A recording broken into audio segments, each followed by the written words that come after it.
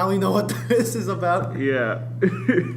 But that'd be funny. It's all like hentai heaven gets exclusive rights. It's like, oh, well, we know what's going to be happening in Yeah. it. No, man. And if it does popular, we're going to see a lot more. Definitely not an animated series because then they're like, yeah, we can't air this anywhere. No, you know, man. And then, I think I told you I started telling Miss Kobayashi's Dragon Maid. Yeah. Oh, that reminds me. So like, remember how I told you that me and Ben, we got into like a lolly off. Yeah. Where I was trying to compete with his favorite lolly. My favorite girl from there, even though I haven't even reached the episode, just Lukoa. I'm gonna look it up. Let's see. Mexican dragon for the win. What? There's Mexican dragons. Yeah, that's Lukoa. Oh. That's she's Quetzalcoatl. That's a Mexican god. That's an Aztec god. She better not insult me because they've already done that. They've already done that to the fact that I'm American. So like, oh, would you rather ride a dragon or go to jail? yeah, I'll let a dragon ride you. I'm like, shit, I don't care. But yeah, Lukoa's my guilty pleasure right now. I was like, I usually don't go for plot, but I love her eyes so much. What is it? That's the thing for me. Like, I don't go for plot because I always find them like overly sexualized to the point where it's kind of awkward. Like the centaur. No, centaur? Yeah, the centaur. From Monster Musume. I haven't seen that show yet. Yeah. But I just laughed. I have read it though to the point where they make the reference to Metal Gear Solid. Yeah, they even do that in the anime. Yeah, where Lamia's like inside the Amazon boxes, like I'm following them through, and she's dressed just like Snake. Yeah. I was like, that's beautiful. Like that show to me is like High School of the Dead. It's entertaining, but a lot of people will turn their back away from it because of all the fan service. I know, man. And what was that? What was that one show that kept referencing JoJo's Bizarre Adventure as the best show ever? wasn't that Kiss Him Not Me? Because there's a full-on reference where the character like It's just like, no, I'm not the type of character who should be in this spotlight. Yeah, and then like her friend's like JoJo. I know, it's like JoJo. No, not that one, but it was one from that aired in 2015. It was like another dragon one as well, where like a girl's a dragon. Oh shit, I don't know. I forgot what it was called, man. I don't even remember the name. Yeah. You know what I am starting to watch though? I'm watching Beyond the Boundary. Oh, I saw that, man. Dude, it's so interesting. Like I have no idea what's happening right now, but it's so interesting. It was interesting at first for me, but then we just got bored of it afterwards. Really? No. Me and my friend got bored of it a little bit later on. It was like, oh man, this is kind of getting a little repetitive. No. I don't know. Hopefully the writing for the dub will hold it up because I saw like the first episode and I realized that the writing for the dub was a lot more goofier. Yeah. Like that part where she's trying to kill him in the classroom. Oh yeah. And he like throws that locker on her and she like stabs the sword up. The guy's like, what is this, a horror movie? I know. And then I think in the dub he says like, seriously, you're not stopping. And as the show goes on, they start like making jokes that are specifically American, and I'm like, oh god, this is actually really funny. Like, well, what type of jokes? I've never seen the dub. Huh? I've never seen the dub. Yeah, it's sad because the voice acting from the main guy and his friend is really good, but the girl with the glasses, the voice isn't there. Yeah.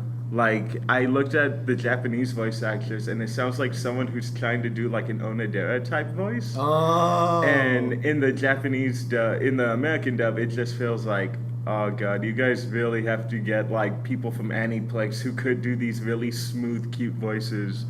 Like it's okay. Like the dubbing's okay.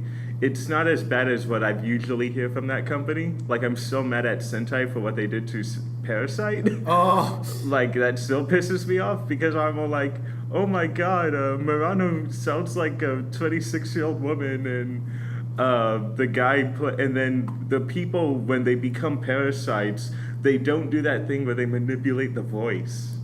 Oh, so, that was pretty cool. Yeah, so when they talk, they're like, what is it? They're like, we're going to invade the planet, and then in the dub, it's just like they talk slower. They're like, it looks like you're still alive. I'm like, God, fuck you, Sentai.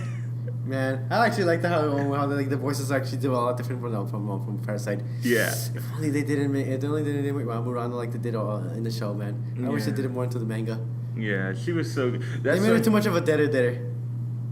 Yeah, that was my problem. I'm like, is it because you got, you know, Kana Hanazawa and she was really popular in Nisekoi?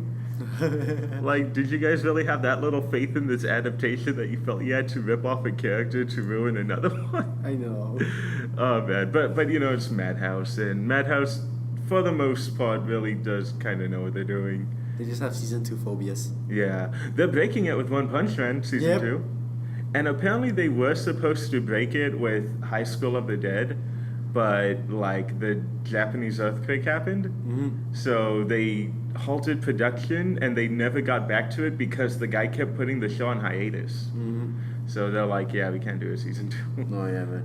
I still want to see No Game No Life.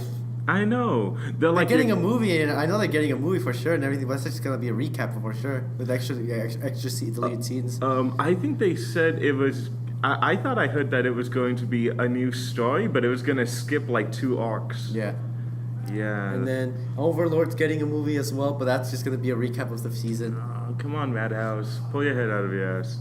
I really love him. I loved Overlord as well. Yeah, that one was really good. I just find that funny how it's all like. It's almost like you knew you were gonna be trapped in this world because as soon as you messed up her file, it like now you have a girl who's like a super yandere. I know. Yeah. That was funny, man, when that happened.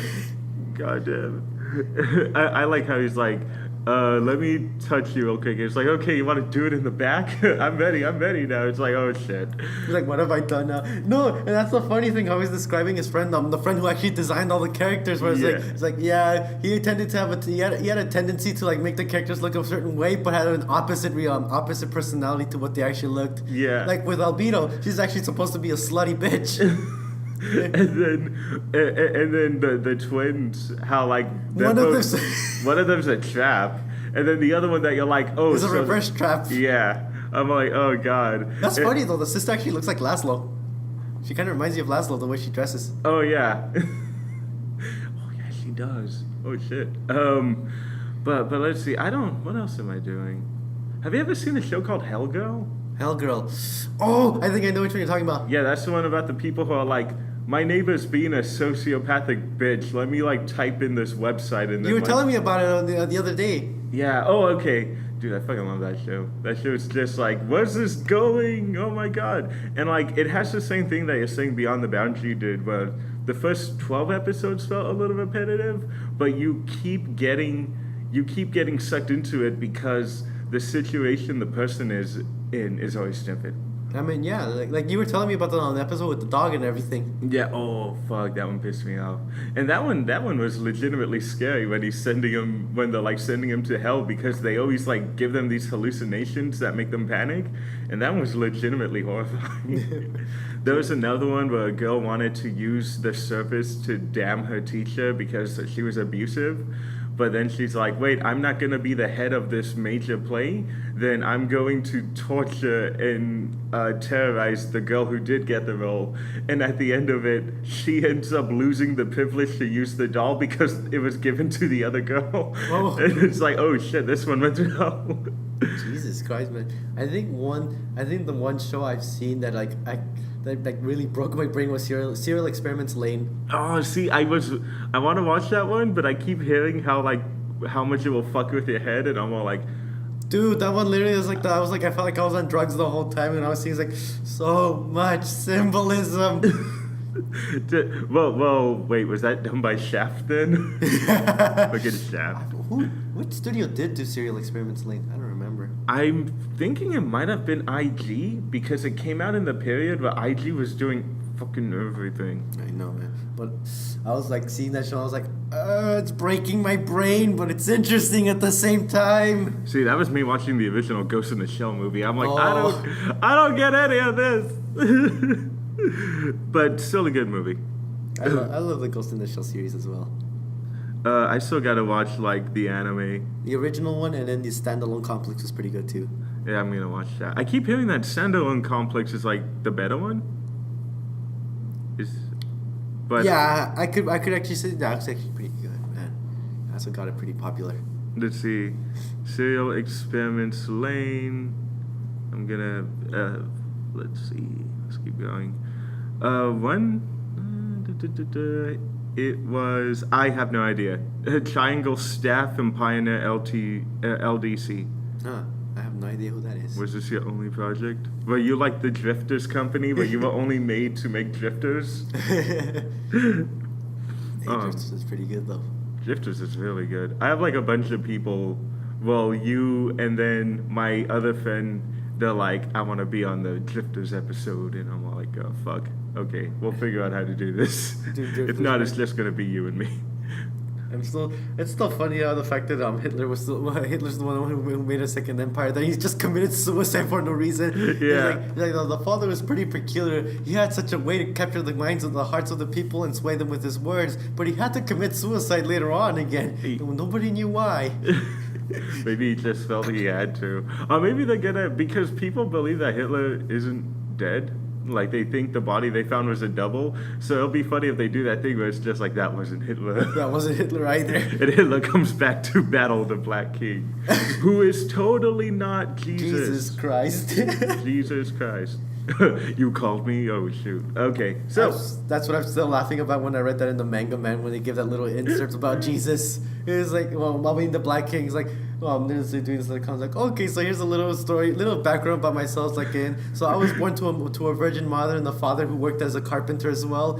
We usually worked in the fields, and I was born in a farm, so yeah, I was a farm boy at the beginning of time. And I really liked helping people out a lot as well. Man, I feel so stupid because I saw that episode where they introduce him again, and he literally enters like this. Yeah. And then there's his hands as well, where you see the stigmata as well. Oh, that's what made me realize he was Jesus. But it'll be funny because they say that his power is specifically cell manipulation. Okay, basically the birth of life. Yeah, so that's why I was wondering what he was doing to that dragon. He gave cancer. Yeah, he was giving him... and excess of life can be dangerous as well. That's why it's cancerous. Yeah, he was giving him cancer. I'm like, oh my god. He was sharing the otaku culture too. Yeah, I know. The Black King is literally cancer. So that was funny though in the manga when they did that episode. Jesus himself was like, yeah, for the longest of times I was in need before I moved out and actually started getting my own followers. Wow, is he that character that it was Jesus and Buddha sharing a room together? I'm still really afraid to watch that. I want to see that one, man. It looks funny, but I have no time. Yeah, me neither. I'm just like, I'm doing stuff with the podcast. And then I'm doing work, and then my friend wants me to do like a project with it, and I'm just like, oh god, you guys are going to kill me again. Yeah.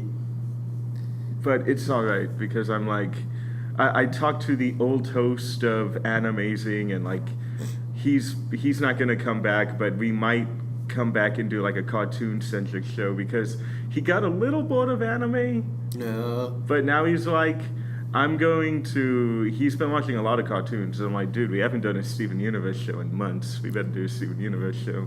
Oh, and I'm excited for like the limited time release of the Samurai Jack.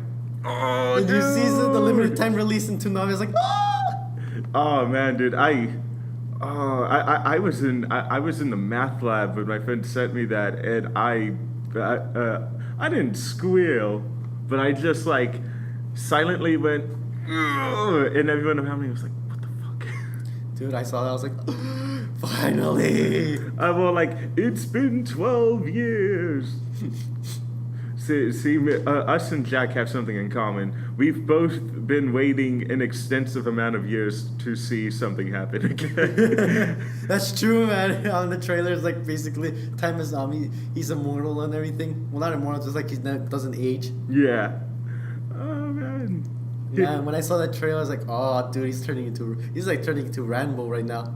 Yeah, exactly. Yep.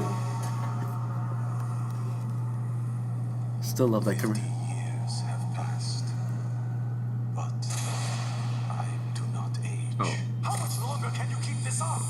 Time has lost its effect on me. Yet the suffering continues. You've forgotten your purpose. A coarse grasp chokes the past. Ooh. Your training is complete. Go kill a samurai! There is no hope for you, foolish samurai. Aku is the master of masters and will end you. There's no way home. There's nothing to fight for. Show yourself, samurai, so you can die. It always seems bad at first, but then I find a way. Leave here now and live. Stay and face your destiny. Our destiny is your death. Very well.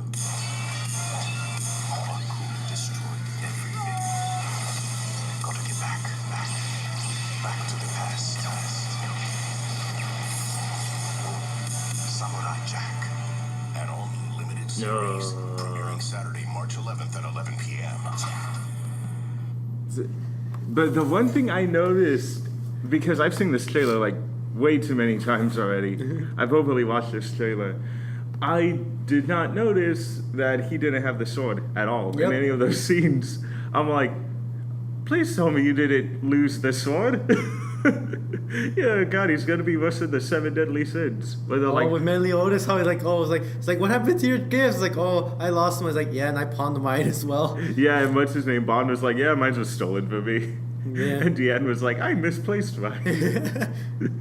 All right, well, guys, that was like 20 minutes. Yeah, we've been doing this for 20 minutes already. That was our 20-minute of chit chat. I am your host, Danny, and I'm joined with new host Louis Squatcha. Louis Squatcha? Louis Squatcha. Yeah. Louis Squatcha. Oh, hey, I like that one. That one actually has a weird ring to it, a nice ring to it. That's Okay. exactly why I like combining them. Okay, so we're here with Louis Squatcha, and we're back from the dead with a new episode. The new, Just like Jack. yes, the new and improved. Except we have not been waiting nearly as long for that. But we are both very emotionally broken by it. Yep. So we are back with Busted Musket Productions and Amazing, where when we have a semi-new format, a new side host, and that's about it. Because here's one thing I noticed is that Animazing actually does the best on the website. Like, we get the most views from it, and I think the most highest viewed one we have was the Reina. Huh? Was it Oh, Reina? no, that that's was Danny in the that's election Danny. box. Yeah. But no, it was Erased. Me and my friend did Erased, where we did a non-spoiler review for that, and then after that we went and reviewed a good portion of the anime that came out in April, and that went up to like 400 something views, and I'm like, oh my god, that's fucking awesome. Nice. Well, then let's see how much our new show that we're gonna talk about is gonna break in. That's sure to bring a lot of people in there. Hopefully we don't get a lot of bad word of mouth because they're like, oh god, they made us walk into a waifu murder simulator. No, that's Yandere Simulator. Oh, okay, which, Yandere. by the way, is so far going to turn out into Mafia. By the way, if you keep up with the developments. Oh my god, I want to see Mafia. I want to see Yakuza stuff. Well, when are we gonna get the anime for? When are we gonna get the anime for that? I know, right? I think Nekopara already got one, so like now we just have to wait for a Yandere Simulator anime. yeah. No, you know what show I'd love? Hunter for Boyfriend. With the pigeons. Yeah. Dude, did you have you seen what happens when you complete all of the pigeon routes? No. It turns into a murder mystery. Oh, you were telling me about that a while Yeah. ago, yeah. Yeah, it's like, oh my god, that's pretty damn amazing because all the pigeons are trapped in school and the human girl went missing. And you're like, the fuck is happening? And then they're being chased by a killer robot, and it's like, what the fuck? Alright, okay. So, we are joined again, if you guys forgot, and if you're coming for the first time, but Animazing is basically a show that was made specifically for people who are not all that into anime. Basically, anime is just as accessible and just as extensive of a library as regular American shows and cartoon shows. So, And just like any ice cream flavor, there's all different types of flavors that you can go for. Yes. And it's all tailored to a person's taste and everything. Like, for example, I'm a lolicon, so I tend to watch lolly shows. yes, except he's not He's not creepy about it.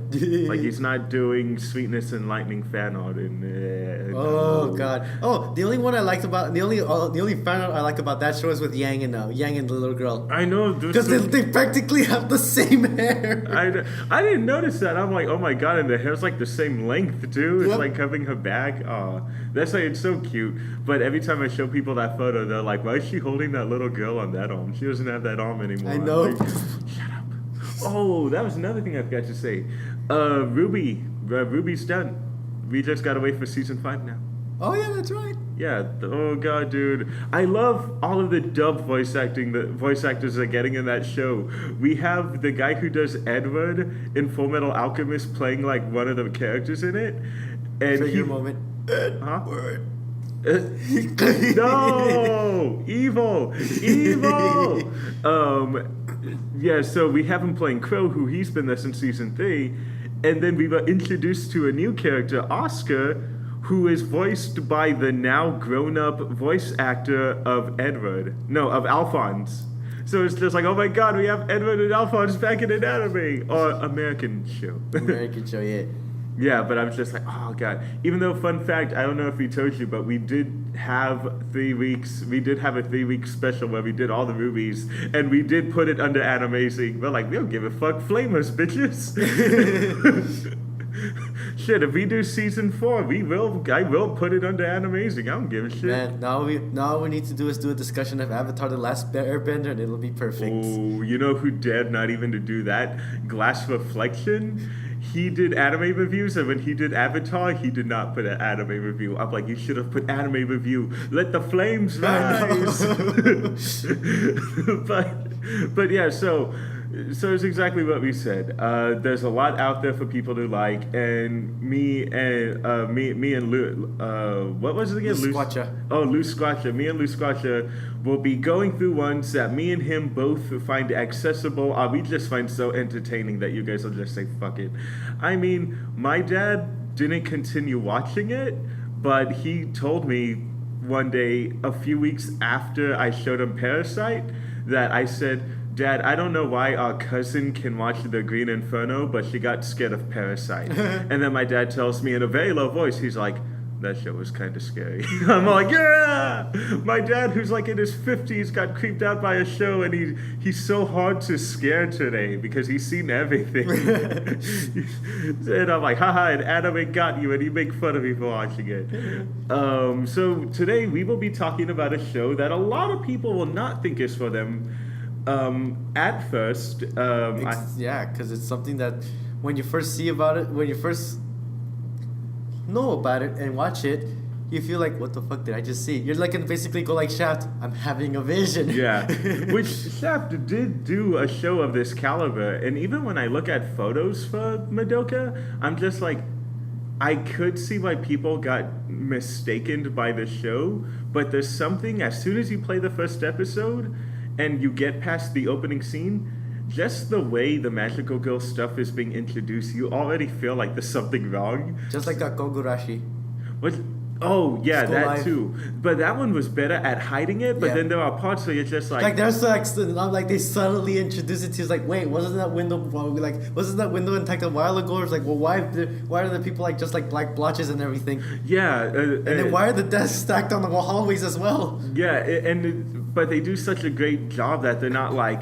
they don't run, like the Yuki runs by the desk and then they quickly cut away from it. They're not like run by the desk and go. Oh, my favorite scene where what's her name, Yuri, is standing out in the hallway and all the windows are closed, but the wind starts blowing in her face and you're like, the windows are closed. Where's that coming from? I know, right? And as soon as they hit you in the last 5 minutes, as soon as they hit you with that gut punch, you're like, oh shit. Oh man, I'm really bummed out because Yen Press is catching up to the manga releases. So we're not getting a School Life manga this month. They're pushing it to March, and I'm like, no, I want to see them go to college. Man, I was looking at the college students they have. I'm like, okay, if anyone felt uncomfortable that these girls are young and Gakugarashi to make them waifu, fuck it, that's why the college girls are there. Because holy shit, the college girls look super adorable. So yeah, well, we'll be talking about a cute little anime that definitely don't watch with your kids called Magical Girl Racing Project. Oh my, love that one. Yeah, but remember, we had talked about it. We're gonna, yeah. They really get you hard with the Moe game in this one too. I like the opening, but I especially like the ending because Nano's Yeah. favorite singer. I'm gonna listen to that one, but I mean, I'm gonna listen more into it because I love that ending too. It was one of the few ones where I actually let the ending play out instead of. Oh man. See, they could have done like getting rid of the characters in the opening. Yeah, that's true. And to this day, I still don't remember which show did that. Yeah, I'm gonna find that. I swear to God. I'm gonna go to shit. When we go to Anime Expo, we should just ask people. I know. We're bound to bump into role. I'm probably gonna dress. Oh, speaking of Anime Expo, I'm probably gonna dress as Niles for that event. Oh, okay. I'm gonna try to dress up as Saito. Saito. Yeah, because I could easily. I have his hat. Like I have the exact hat. So I'm like, I just gotta buy the stuff for it. Saito from where? Oh, shit. Sorry, my bad. I know Ajin. What? Ajin. Oh, okay. So I'm gonna be Mr. Sato. Yeah, Sato. My bad. Yeah. Trust me, did not know she was gonna be the biggest bitch in the whole show. So now when I see, it's like. I know. That's why. That's why. Like a lot of people, especially Ben, was confused because they're like, "Why are they showing her like that?" Like they show her early in the opening, and then she looks cute, and then they show her again, and you're like, "Is that the girl from earlier? What's happening here?" I know, right? And it's like, wait, and I was like, what's her power exactly? She has a spear like that. Yeah. Can she make weapons like the girl in Hero Academia? Oh yeah. Where she can make stuff? The one with the plot. Yeah, Those kids are like 14 people. Yeah. And they're like, oh, here's a girl with the body of a woman. But Ben tells me there's Anime. Yeah, anime. Ben tells me there's gonna be like a time lapse soon. I don't know. I know they're not in the time lapse now. My favorite girl's the one that's invisible. I don't know what it is about her. Same with me. I'm all like, there's something about the mystery that's alluring. The fact that we don't know what's there, like it's like lingerie, man. Yeah. It's like the less you know, the more you're curious about it. The fact that she's invisible doesn't help because like I don't know how you look like, but the curves are there. Yeah, and they full on. They full on always hit you over the head on the fact that this is a cute girl because, like, the guy who's her partner, the Lion Tail guy, like, he's kind of turned on by her. Yep. And it's just like, I don't know why we find this I don't know why I find her attractive. A new fetish has arisen for invisible women. Oh wait, that already exists. Waifus. Yeah, exactly. You know that meme that's been going around where they're like, you can't be called useless. You can't be useless. You're already useless. Yeah. Someone did that where it's the guy in an anime room and it's just like, you can't get pregnant if she doesn't exist. Like, like you can't get her pregnant if she doesn't exist. Yeah, exactly. And that's why I'm like, you guys are fucking weird for thinking this frog girl is hot. And then I'm like, you know what? I'm not one to talk. I don't even know how the fuck mine looks like. Exactly. Oh, man. But the dub, the Japanese sub, all of it's just like, you could tell that they want you to know she's cute because they have such cute voice actresses working. And it's just like, oh. But, oh man, and the same thing happened with in Assassination Class when they brought that AI. Yeah, again, you and Ben were just like waifu. It's like ooh, waifu, and then she comes and like the fuck. Yeah. It's like oh man, this is probably like a jab at otaku culture because it's literally a girl. It's like a jab at those that hologram that they're offering for people who are lonely. Yeah. It's like that, man. A jab. It's the earliest jab at that. Yeah, the earliest jab at that. And it's funny because they shipped her. Like the community and the show ships her with that one guy with the glasses because there's that. Oh yeah, no. Otaku, the guy who like only comments when it's when it's Komi or anything. Yeah, I love that part, but he's just like, I like girls with double Ds. I'm not a 2D guy, I'm a double D guy. And it's like your first line in the series, and that's what you say? Yeah, and somebody actually commented on that. So I was like, wait, are you sure you want that to be your first line in the series? Exactly. The guy with the epic comments, man. Oh man, dude, I love, man, I love that show. We got to talk about that show I know, eventually. man. We'll say that for like another time. Right now, like there's some other things as well, but that will just like abstain from like the main topic right now. Yeah. So let's go ahead, dive into Magical Girl Racing Racing Project. Project. So, Magical Girl Racing Project takes place in modern day Japan. Unlike a lot of other Magical Girl shows where they take place in alternate realities. Oh, yeah. Like in Madoka, I'm still not 100% sure where the fuck they lived in that show, but That the one's buildings are crazy. That one you need Albert Einstein to decode. Yeah. Even he'd be like, this shit's crazy, man. I know. But Written by Stephen Hawking. yeah, maybe Stephen Hawking trying to break down the secret of anime is what got him in that state. Okay, that's mean. Sorry, Stephen Hawking. I admire you. You're as intelligent as I'll never be. But so it takes place in modern day Japan, where we're focusing on a girl who, let's just call her Snow White because I don't remember her name at all.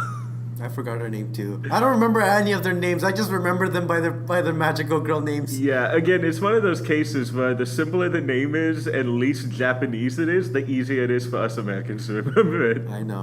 Or us non-Japanese people. But she's a girl who's in love with magical girls. She's obsessed with it. She has a little pin walking around on her bag. And she even plays that online magical girl game as well. Yeah, she like plays it like non-stop, and which is what I was butthurt about when they announced that when Shaft announced that about the Madoka Magica app. Yeah. It was like when you see this, it's like, oh no, it's just an app game. Yeah, fuck you guys. We better get it. You better make it up to us. We better fucking get that app game.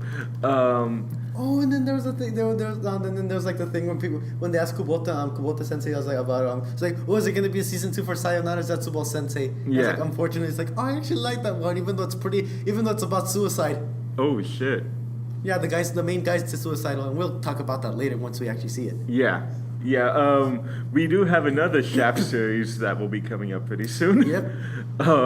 So what ends up happening is she's getting ridiculed. Like her two best friends are two friends because we hardly see them after that. I know. They pick on her, and I'm just like, are you seriously picking on this girl for liking magical girls? They're like, oh, it's for little kids. Oh, I don't know why you like this. It's like, why are you picking on her? I know, man.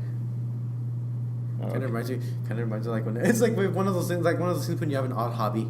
Yeah, and it's just like, you guys live like in the weebiest country in the world. Why are you picking on her about that? And they go back in time and they explain that she only had one real friend Who actually love magical girls as well. Yeah, and him, I understand because he is a boy. He is a boy and he loves magical girls, and he's like, yeah, I collect toys, I hide them under my bed, I get manga, I hide them under my bed. I do that with any manga I get, because like the stuff I read, I have to. I started reading Citrus, and I hide that in a drawer under my bed. I'm like, yeah, that no, one. No. That one must not be seen by parental eyes. No, definitely not. I want to read Scum's Wish because the manga's out here, and I'm just like, that's the funny thing though. Like J-List posted it on their blog and everything that people are actually getting butthurt about it because it's too much intensive kissing. Yeah, intensive kiss. Okay. And I was like, what? Let's just forget the fact that these kids are like borderline raping each other. Yeah, I'm just like, no. I'm like, okay, if I buy this is also going next to Citrus. Yep. But yeah, and he's like, I have to go like 2 towns over. I have to go to like 2 cities over to rent Magical Girl DVDs because people will make fun of me. And almost immediately they tell you like they were friends in middle school, but they have not seen each other since high school. Almost to the point where she doesn't even know if he's. She doesn't even recognize him when you see each other back again at first. Yeah. So she's playing the game and she's really sad because her friends really ripped into her. And another thing we forgot to mention was on the news. They always had there was constant posts of like magical girls like supposed magical girl sightings and everything. Yeah, like a girl who's taking down the Yakuza, a girl who looks like a witch who's just flying around the city, and people are like, I think my kid was saved from one of these things. I don't know. Because when you look at a magical girl and you have your back turned for a few seconds, you like immediately lose memory that you were saved from a magical girl, but you know that someone helped you. Yeah. And you try to rationalize it by some things like, oh yeah, maybe somebody like in the vehicle or anything like that. Yeah. Because magic does not make sense in this society. Exactly. Even though I just kind of wish for Japan just forms all the universes together where it's like this magical girl's fighting. Well, at least it's not as weird as those creatures that were attacking like the Shiro district. Oh, yeah. Or that vampire girl who blew up half of Japan fighting like a giant kaiju monster. Yeah, that's true. But that would be funny if they do stuff like that. Yeah, so magic doesn't exist here, and people are like, they're not magical girls. They're probably like weirdo chicks. So she goes home, and she reaches a certain level in the game where this little guy called, I think it's Puck, yeah. Where he pops up, and he's all like, oh, you've been selected to become a real magical girl, and, you're going to fight crime, and, you know. After watching Madoka Magica and Bokurano, I pretty much don't trust any of the mascots anymore. Yeah. I trust none of the mascots anymore, man.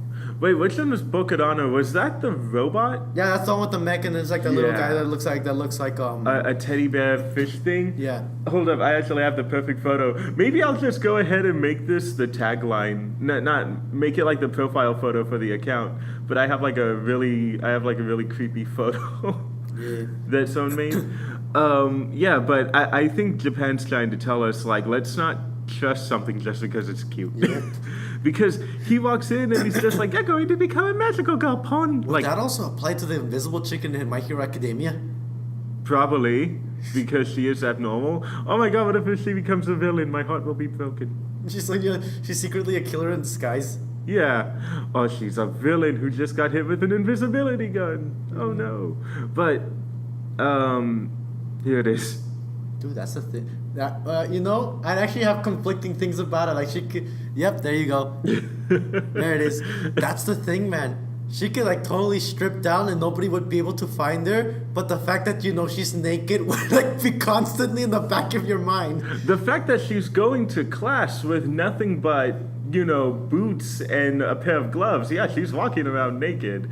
And there's even a guy where her partner, when she takes the gloves off and the shoes, he's just like, I don't know why I'm blushing, but I think it's the fact that I just know she's naked. And the girl gets nervous too. Yeah. Like the girl is full on, like, don't look at me. I'm like, I can't even see you, but still, it messes with the imagination. Yeah. It's a powerful thing. You're lucky no one just walks up with like a bucket of paint and be like, I knew it, she is a D cup, she is an E cup. That's true, actually. Should probably do that, creator of Hero Academia. Just like mail the creators, like, you should have an episode where they spill paint on her just so we can see what she looks like. Yeah, please. So she is selected to be a magical girl and is then like brought into this chat room with these other magical girls, That have been selected beforehand. Yeah, which a lot of them differ from different designs. Like, if you guys think you're gonna get like the Lolita girls in Victorian dresses, no, some of these girls look flat out weird. Like, there's one who's a cowboy. There's one that Calamity Mary. Yeah, Calamity Mary. You have one Sister Nana who is a literal nun. Who looks like a nun, yeah. And then there's and then Ben's wife, Weiss Winter Prison. Yeah, Weiss Winter Prison, who looks like a guy, but she walks around with a scarf. And I kind of like the fact that she just wears a jacket, and the jacket's like too big for her. I know. It kind of reminds you of Haruna from Arpeggio of Blue Steel. Mm-hmm. You know that one blonde chick who had like a really oversized coat. Yeah. That kind of reminded me of that. And then I don't know if you saw the new Recross season, but they have a girl who walks around like that too. Really? Yeah. I have not seen that. I haven't caught up to that yet. So, but I'm kind of interested to see who she is. Yeah. What is it? I think that was like Ben's favorite character. I don't. Mine's. I'm like, no, I like the crazy psychotic bitch in this season. I mean, I hated Aki Lovely in the first Recross, but I don't know why I like this one. And I think one of my favorites, my favorite waifu was Tama, who is just a girl in a puppy costume who you could tell she is not supposed to be here, yeah. But the idea of her becoming a magical girl really made her happy. And when you find out her backstory, you're like, oh, you poor baby. No. And then there's like there's the disappointment. It's like, oh, when we saw Nemorin, it's like, oh, we love Nemorin. Yeah. Oh, everyone loved Nemorin. Like, I am so surprised. I'm like, I thought it was only you, me, and Ben who fell in love with this character, but the entire community Everybody fell in love loved with this. Nemorin. When we first, it's because she's she's got the sleepy eyes and everything. Yeah. That's the thing that adds to the appeal. And her design is also one of the cutest because her hair also has like little cloud creatures. Yeah, that the fly clouds around. are coming because like that's her power. She goes into dreams. Yeah, it sucks because she collects the most candy out of all of them. But But those don't even count in real life. It's like, oh, you've got her, and then it's like, even with like Punk Numbers, it's like you gotta remember, you got to get the real ones too. And it's like, that's fine. I'll just let everybody else get those. I'll just focus on the dream world. yeah. So what ends up happening is she. Also she meets a girl who is easily the bustiest of the group. Yeah, actually, she is, even though she's a preschooler. Yeah. No, she's in elementary school. Oh no, not Swim Swim. I'm talking about La Pusille. Oh, that's true. That's why I'm like, she has like the biggest plot. And I think it goes from La Pusille to Swim Swim to Calamity Mary. No. What's the ninja girl's name again? Ripple too. Yeah, Ripple. Who was my favorite girl at the end of the series. She has some serious firepower there as well. Yeah, she did. She really did. Yeah, so the four of them are the busty ones. And the thing is, one of them's a dude. Yeah, Which is the thing that's like been haunting me. Is like, is this a trap? Is this not a trap? Is this like dual genders at the same time? That was Oscar. Not Oscar. That was Ben Swiper at first too. He was like, "Oh man, La Pusille was awesome." Oh shit, it's a dude. I'm like, I'm not gonna lie. Lapusa was also kind of my wife as well, because like I love sword wielders or like people that use melee. yeah, she's basically Saber. She's this universe's Saber, and it is kind of alluring. But you find out that she is going to be Snow White's mentor. And not only that, she's a dude. And not only that, but it's a friend from middle school. Yeah.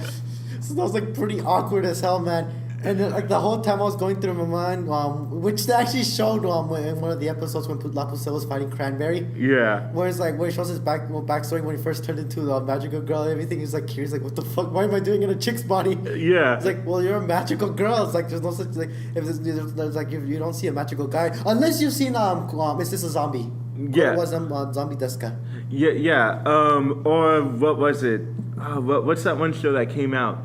Cute Earth High School Defense. The cute High Earth Defense High School. Yeah, that one was full on like, you're all dudes. And that one, I kind of like the rules that when you're a magical girl in this world, you are a girl and you are a literal girl. You're not a woman with magical girl powers, because some of these... That's a witch. Yeah. Some of these girls are like in the 40s and 30s. Yeah. And that's the thing I find fascinating is when you see Rolla as an adult, you're like, she's tall. And then when you see the design for Rolla, she's a tiny little thing. Same thing with the Peaky Angels. Oh, how like tiny as hell, but they're actually college students. Yeah. Oh man, that confession scene was funny though. I was like, please, can I date? Please, will you go on a date with me? Either one of you is fine. Yeah, I honestly could care less about who's who. I'm like, oh, you dick. So, everything's fun and games. They're collecting candies. Snow White is finally enjoying herself and feeling like she has purpose in her life. Yeah, and then there's like the dilemma that hits. So like, oh, we're actually kind of like we're actually exceeding our limit. So we're actually gonna hold a competition where you guys who are like the one who earns the least amount of candies will lose their magical girl powers. Yeah. And then you'll have like a full day before the powers end. So and then like. They don't tell you what happens afterwards. Exactly. So the girls are like, okay, let's collect candies. And of course, sweet baby Nemorin is like, I collected 9,000 candies. And they're like, well, it was 900,000 actually. Yeah. Oh yeah, my bad. 900,000. My bad. 900,000 candies. And it's just like, oh, well, those don't count. You better go out and collect some actual candy. And she's like, it's like you said. She said, no, it's okay. So when she is kicked out to be a magical girl, all of the girls are like, oh, I'm sorry here. Okay, have a nice day. And that was a sad thing too. She was actually a 23-year-old NEET who was actually going to go for a job application the next day. And because she felt bad for leeching off her mom for this long, and being a magical girl kind of gave her that sense of purpose. Yeah. So she she's like, oh, it's okay, guys. Go keep the world safe for me. So she goes home. We find out that, yeah, she's a NEET. And her design is also just as cute as, like, you know, the Magical Girl design. And she's like, can I use my powers, like, one more time? And Puck's like, yeah, go ahead. And it's like, she uses her powers. And when the powers, like, give out, oh, shit, I forget how she uses the powers. That's when she visited Swim in her dream. Yeah, she visits a little girl who is worshipping Ruler. So there are two things we know is either these are one of the girls who belong to Ruler, or this is Ruler herself. And because that's what I thought. I thought that little girl she talked to was Ruler. I didn't even put two and two together. When I saw Ruler, I was like, oh hey, look, it's a queen. Yeah. I forgot that. Oh wait, she's also a magical girl. Until like I was like, wait, I saw you here before. Yeah, exactly. I'm just like, wait a minute. And they do kind of a good job at covering her up, but you could tell it's her. So I'm like, is this Ruler's a human who thinks that she'll never be as good as her counterpart, or is this one of the girls working for her? I know. And she goes and she tells her like, oh, what are you doing, little girl? It's like, well, I want to become like a princess, a ruler. Yeah, princess basically. Yeah, she's like, I'm worshipping my princess. And it's like, why worship a princess when you can become one as well? I was like, yeah. I was like, yeah, it's a dream, man. Anybody, you can be anything you want to be. Yeah. And then little did we know that would set a massive shit show in this whole show later on. I was like, I like how instead of setting a bunch of things in motion, you're just like a shit show. I'm like, yes, you went for the weirdest one. I would have done that too. Yeah, man. Yeah, but that's like the only way I can describe it, man. I was like, fuck. Because things get fucking ridiculous from this point on. Because we find out that when you lose your powers, the process of taking the powers away from you is like ripping off half of your life source. She died of cardiac arrest. Yeah, so her mom walks in and she's like, hey, get up, don't you have a job interview today? Come on, sweetie, get up. And it's like, come on, get up. And you're like, oh, she's just being lazy. And then like you see her arms like all pale and limp and everything's like, fuck no! No! And they're like, well, it looks like a 23-year-old NEET died, a 23-year-old girl died in this district. And they're like, wait, isn't that where Nemorin was at? And they're like, yeah, so it turns out that we're ripping off your life force when we have to do this. So anyone who does not collect the most candies will not only lose the right as a magical girl, but they will die too. And that's the funny part. Like once after that episode, nobody dies from like low amounts of there was another death because of low amount of candies. But after that, it was just like a matter of like people just were murdered even before the candy deadline was met. So like since somebody dropped out this week, nobody has to die from low candy rates. Yeah, and I think that's the thing that really does make this show work is that it kicks in that paranoia, where they're like, where they're like, oh shit, this we're gonna die, so it's either us or them. And that's when you have Calamity Mary, who was a magical girl that everyone was fucking scared of because she would kill you if she had a chance. And she did get into a fight with Ripple at one point. And she's going around and she's like, no one's going to think about trying to kill me, so it's okay. I mean, I've been killing the Yakuza. Do they really think they can step up to me? And then you have this little robot girl who is like her sidekick. Oh, Megaloid 66. Yeah, which she was using her magical girl powers to swindle one of the other magical girls. Oh yeah, Sister Nana. Yeah. And then the funny thing is, like, one of the things she gets from the future actually works. She's like, oh shit, there goes my money. There goes my money, man. It's like, oh, thank you very much. The ring you provided me actually turned the person I love into a magical girl. It's like, well, shit, I didn't actually think one of these was gonna work. Yeah, and everything just gets kicked off. Like, the first attempt was actually Ruler's people, where they're like, Snow White is number one every week. Let's steal her candies and then do that. So, that's the first time we get a legitimate fight in the show. I know. And due to the fact of how weird the animation was at first, I was really surprised how well done these fight scenes were. Like, I was legitimately into these fight scenes. Yeah, man. Dude, especially La Pucelle's fight with the Peaky Angels and Tama. Yeah. And I love that. I love that part where she's fighting the angels and the angels are like, they're like punching her and like trying to chip her and stuff.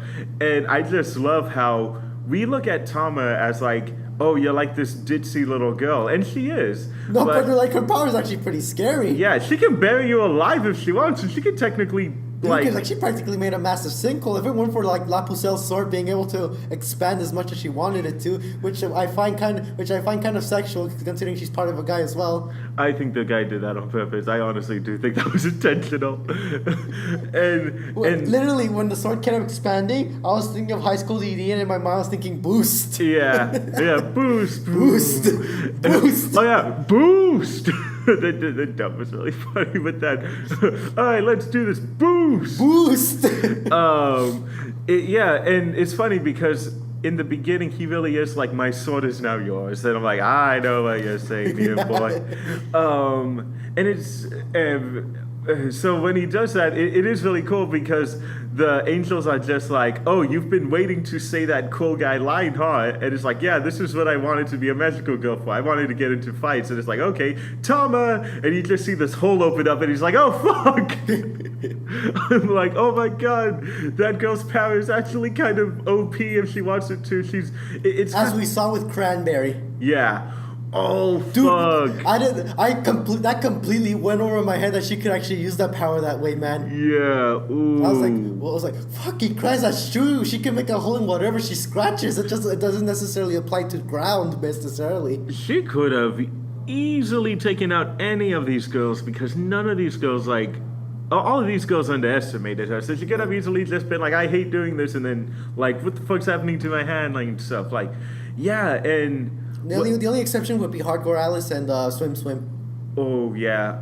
Hardcore Alice might actually be able to survive that, especially since we've see what, because like pretty much Calamity Mary confirmed that. Yeah.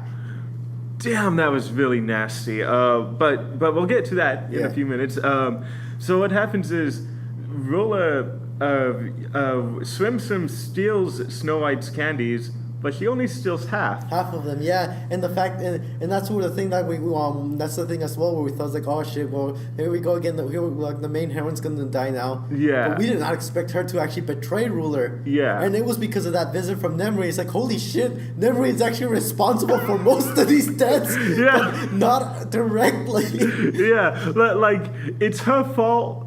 Why we have easily one of the worst villains of 2016 running around. Possibly the biggest bitch in 2016. Biggest bitch in 2016. I don't care about any of those tsunderes you guys don't like in 2016. Watch this show and you're gonna be like, holy fuck, they're right.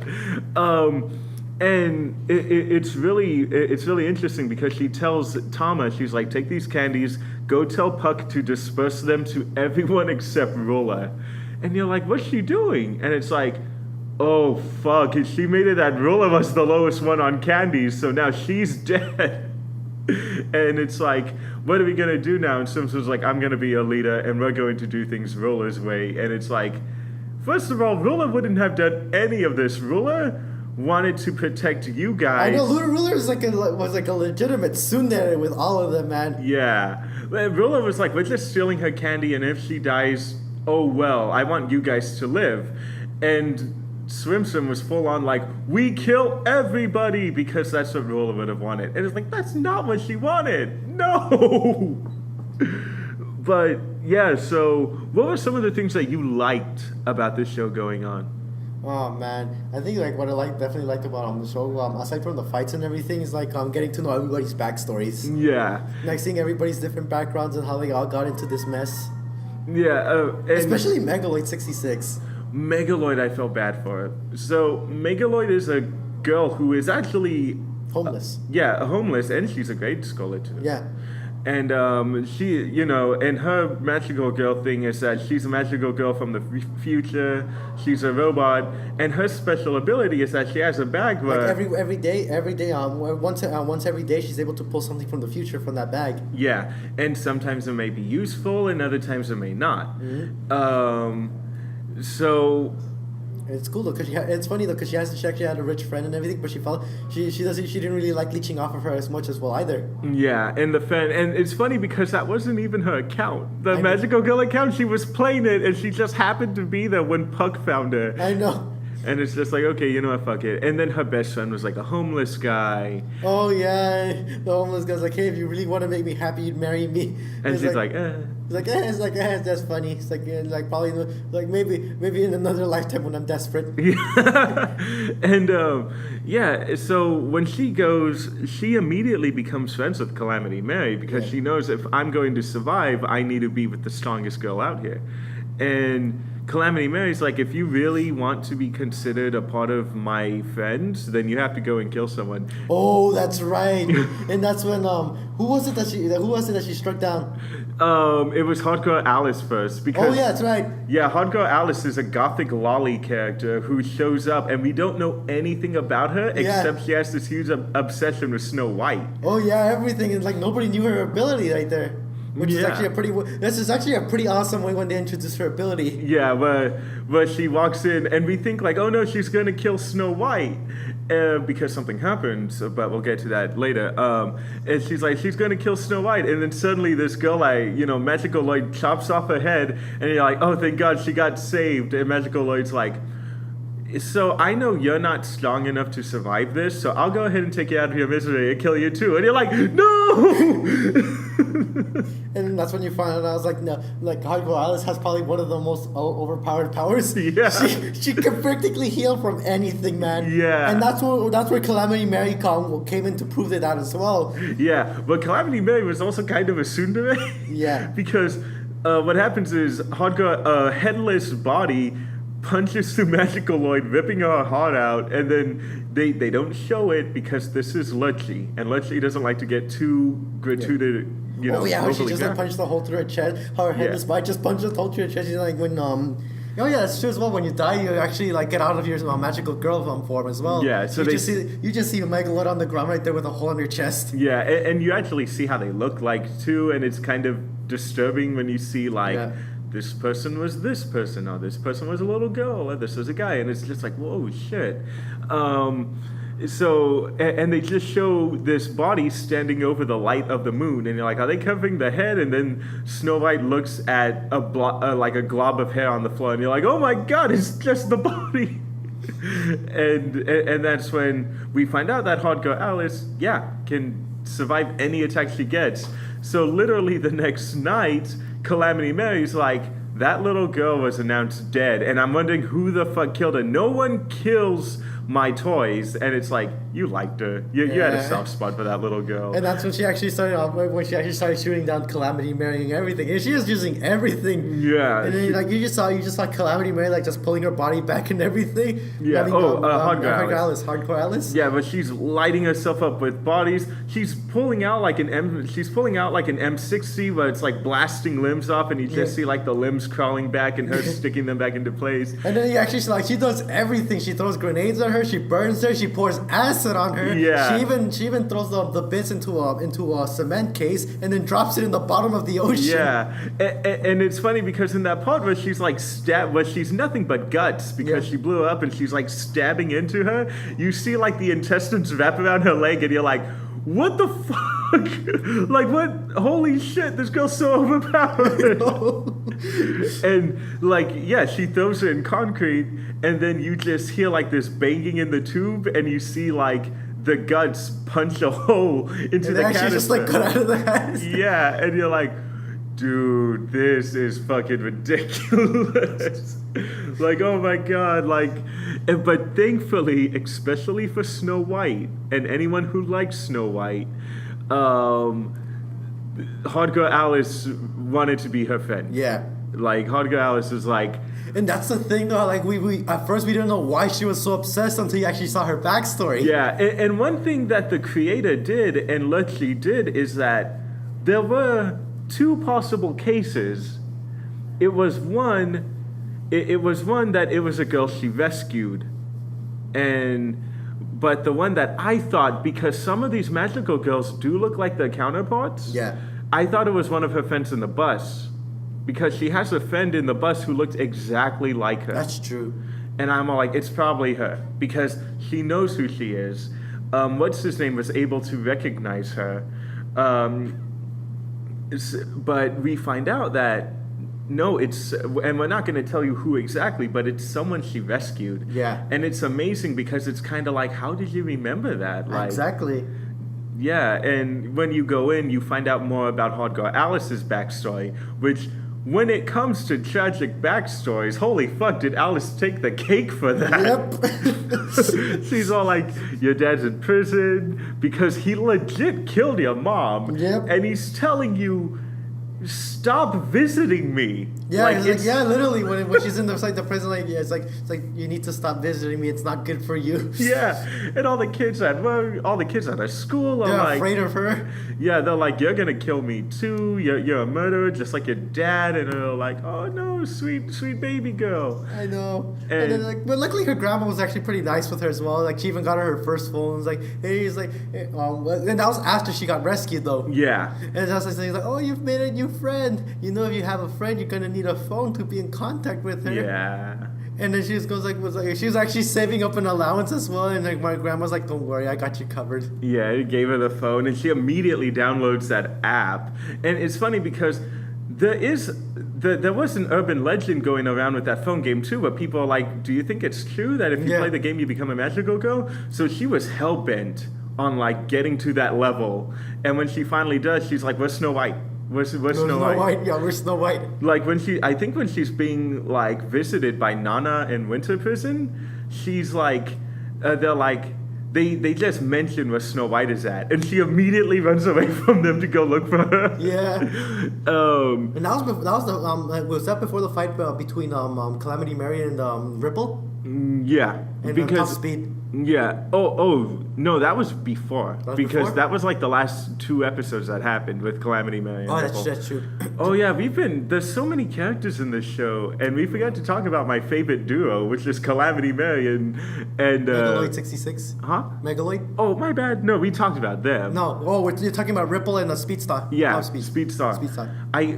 I thought because Ripple is also like related to sound, so I thought that Ripple was, you know, Top Speed, and that Top Speed was, I don't know who Top Yeah. Speed was. I thought the Ninja Girl was something else, and I know every time I kept hearing the name Ripple, I thought it was somebody else. Yeah, I'm all like, oh And look this. it was only until everybody else was just like, oh, so you're Ripple. Yeah, and then Ben's the one that told me. I'm all like, and then Ripple, and you know, Ripple may or may not be, you know, with something right now, and he's all like, no, she's not. And then I'm like, yeah, she is, the one on the broom. He's like, that's Top Speed. Ripple's the ninja girl, and I'm like, oh shit, never mind. But yeah, but Ripple, what was it? Top Speed was a mentor, right? Yeah, that Top Speed's her mentor. Yeah, Partner. so Ripple was a girl in like her senior year of high school, I think. Yeah. And she had a really terrible life. Like when it comes to basically what Magical Girl Apocalypse does is that they give you a flashback of the character, and something may or may not happen to the character after the flashback. Magical Girl Apocalypse, no, Racing Project. So Racing Project, yeah, remember my bad. Magical Girl Apocalypse is the one with the time traveling Magical Girls. Yeah, and zombies. Yep. So in Racing Project, it's like every time there's a flashback, They may or may not die in that episode or Yeah. the next one. yeah, you may be like, oh no, a flashback, and it's just like, oh wait, they got out lucky this time. And Ripple is one of those. They were heavily giving her character backstory, and you find out that she has a bad relationship with her mom, and you wonder why, and it's all like, Oh, because she keeps remarrying with a different father every time. yeah, and the guy who finally decided to make her leave was a guy who was, you know, not molesting her, but sexually. No, man. But he was literally peeping on her and everything. Yeah, peeping on her, like touching up her skirt and being like, come on, don't look at me like that. And she's like, bitch! Dude, when I saw it, I was like, bad touch, you better get out of that house. Yeah, you're like, you better leave. And then, you know, she does, and she never comes back. And I And think she's actually living on her own. yeah, and I think according to Monogatari, they explain that there is a government system that does allow them to live on their own. Yeah. It just depends how much money they can give you. Yeah, that was an interesting thing. I'm like, why does this keep happening? And Monogatari finally breaks it down and tells you how they're doing that. And I'm like, that is really interesting. Maybe I should go to Japan. Go to Japan, man, yeah. We find out that similar to Hot Girl Alice, just because her parent did something, she got ridiculed for it too. But since she grew up with a mom who could never commit and never really showed love, she was also kind of doing the same thing. Yeah. She was jumping from guy to guy and pissing all the girls off because all the guys wanted to, be with her. And she was like, okay, I'll date you. And they're like, why are you dating this guy if you don't even like him? And it's like, fine, you want him, you can have him. It's like, no, you're being they beat her up. And when she becomes Ripple, she's full on tsundere-esque and doesn't talk a lot. And top speed. And she keeps smacking her lips a lot. Yeah. Which kind of like clicking her tongue. Clicking her tongue, man. It's like, that kind of like pees me up a little bit, but I'll let it slide. Yeah, I know. It's just the whole time. It's like. She's like. I'm like, oh god. So, we do. And it's funny because she's mentored by Top Speed, who is easily the most obnoxious out of all of them. She is my favorite, but she is one of the most obnoxious because she's just like anti-tsundere, repellent, where she's just like, come on, let's be friends. And she's like, get the fuck off me. and she's like force feeding her. She's like bringing lunch to feed her. And giving her rights back to her house as well. Yeah, and and like giving her life advice and being like, I used to be like you. Oh yeah, she was on when she was a part of that biking and the queens of the street, and she's like, who? It was like, what? You don't know who the queens of the street are? We were pretty famous back then. Yeah, we were like the most destructive female biker gang in the city. I mean, it's like never heard of you. Yeah. and then it's like, yeah, well. Then what made you so unrebellious? And it's like, I had a friend who had an older brother who like would take care of me and everything, and I ended up marrying him. Yeah, and it was literally, I had a friend, I liked to manipulate her. Her older brother kept telling me not to, and history was there. And then she's like, well, what happened to the brother? I'm married to him. Yeah. That's like, me and you talked about doing an abridged for this, like how an abridged would be, and I'm just like, I can imagine that line be like, well, first, her brother waved his finger at me, and then he waved his dick at me, and then it's history. And the whole time, there's a mystery behind her character, too. Oh, yeah, because she's like, I can't die, not at least for 6 more months. Yeah, and she's like, I just got to keep this going for 4 more months. That's all that matters. After that, I could die, and I don't care what happens to me after that. And you're like, why? What's happening to you? Are you dying? Are you going to die? And it's just like... Nope. No, something even worse. And we'll get to that in our mini spoiler discussion towards the end. But it's one of the things that made me cry about Yeah. it, and what made Swim the biggest bitch in this show. Yeah, and that's the thing I liked about the show is I liked how there was always this sense of mystery with the girls, and when we found out what the mystery was and what was at stake with them, it really does kind of give you the sense that you don't want to see them die. Mm-hmm. I mean, as much as I didn't like, what's her name? As much as I didn't really like Sister Nana, I felt terrible because I'm just like, your magical girl partner is your lesbian partner. And when something happens to that particular character, you feel terrible for her. And what happens to her after is like, okay, well, I ended up not liking you again, but I feel bad for you either way. Oh, dude, yeah, that was some serious depression that hit her. Yeah, and again, these are moe, super adorably designed girls, so when you see them cry, you feel really bad for them. Like, when you see her wrapped up in the scarf crying, and you're like, oh, you sweet little baby girl. And... that's the thing. There was always something at stake with these girls. There was always something these girls wanted to do. Or there was something these girls went through. Not with Swim. Not with Swim. No, that girl was sociopathic. Yeah. She was crazy. The Peaky Angels are just bitches. Yeah. But when something happens to them, you legitimately do feel bad for them. Well, at least I did. I didn't. Yeah, there were people who... I know you and Ben are like, no, I could not get with them. Like, which is why I was happy that Weiss went down fighting. Yeah. Did someone say? Oh, okay. I keep getting spammed with math. That's why Ben. That's what really got Ben to hate Swim a lot because she basically orchestrated Winter Prison's death. Yeah.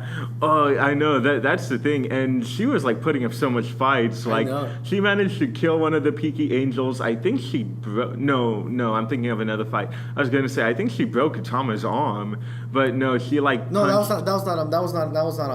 was Cranberry. Yeah. Oh, okay, yeah. So she manages to put up a pretty damn good fight, Yeah. but then But then she gets her arm chopped off by Swim. yeah, and then she gives into a wound that the Peaky Angels gave her, because the Peaky Angels like full on stab her in the gut. Oh yeah, that's right. They stabbed her as well. Because they made her think of her sister Nana. That was the thing. I like the Angels' ability because they were like the Wonder Twins. One can turn into a human. The and the Olsen other one, twins, yeah. One can turn into an animal, and the other one can turn into an object. Yeah. Oh, and that was the cool thing. One can turn into a living creature, and then so that's like that was this one part. I love this part when the freeway accident happened. Oh, when they were fighting, when it was the battle between Speedstar and Ripple against Calamity Mary. Yeah, and then the girls from Simpsons crew are trying to kill like the other magical girls who would go over there. Yeah. I love how she sees Snow White sees one of the Peaky Angels, and it's just like, oh, I'm glad there's so good magical girls there. And you see Alice like, get out of the way, and like an axe flies into her head. I'm like, you're like, oh shit. Like they get hardcore in this show. Oh man, and then how she's just chasing her around with the muffler from a car. I know that's funny how this is a really intense scene, but that was actually kind of cute because you see this girl walking around swinging a muffler and the angel's like flying away from her. I'm all like, this is kind of cute. I'm not gonna lie. Oh man, though, but that foreshadowing though, when Hardcore Alice picked up the wrong stuffed rabbit. When I was like, oh fuck, we're gonna see another death of a good character. Yeah, I gotta admit though, the way they handled her character was actually pretty smart, because I didn't know that you lose the powers if you're not in the magical girl form. So that was cool that the creator was able to make like a plot hole in her armor, not a plot hole, but a loophole in her armor. Yeah. Because if anyone would have survived this fight, it would have been Hardcore Alice. Yeah, because even Swimson, like as we figured out Swimson later on with her fight with Calamity Mary, like she does have one major weakness. Yeah. Oh yeah, that show is awesome. And Calamity Mary just needed to be like, she needed to get thrown more objects than she can handle. Yeah. Which I found out something. Apparently in the novel, they handle that very differently, where they sprinkle glass to confuse her bullets. But in the light novel, apparently what they found out is that even if Ripple throws like a ball, the powers will kick in and make that ball, Hit what's mark, yeah. Yeah. And that's the thing with the glass as well. Is like if she's able to throw that much as well, it's good. She could easily use her power to actually aim it at Calamity Mary. Yeah. So what they did in the light novel was they throw an entire window pane at her. Like they throw an entire glass window at her. Calamity Mary breaks it, and then you just see the shards of glass glow and rips her to pieces. And in the anime, they like sprinkle glass, and it's like getting into her. Yeah, it's getting into her eyes and everything, so it confuses her for a second. Yeah. And then Ripple just kills her with a shuriken. Yeah, and it's just like, that was pretty badass though. I don't care. I mean, seeing that animated would have been awesome, but that was still pretty awesome though. What about another point that you liked about this show? Oh man. Well, from the fights and everything to the backstories as well. It could also be like particular characters or maybe a particular episode that got you into the show.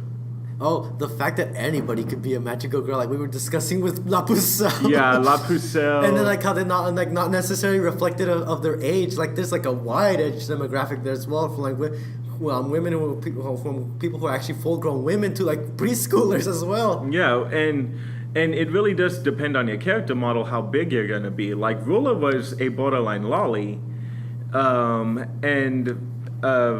we have Swim who was probably one of the tallest in the group. But then we find out like what she really is, and you're like, holy shit. And then it's like at that point, it's like that's more of a question of morality. It's like, but she looks like this, but she's this old. I know, and that's the thing. Like that's what I found creepy at first.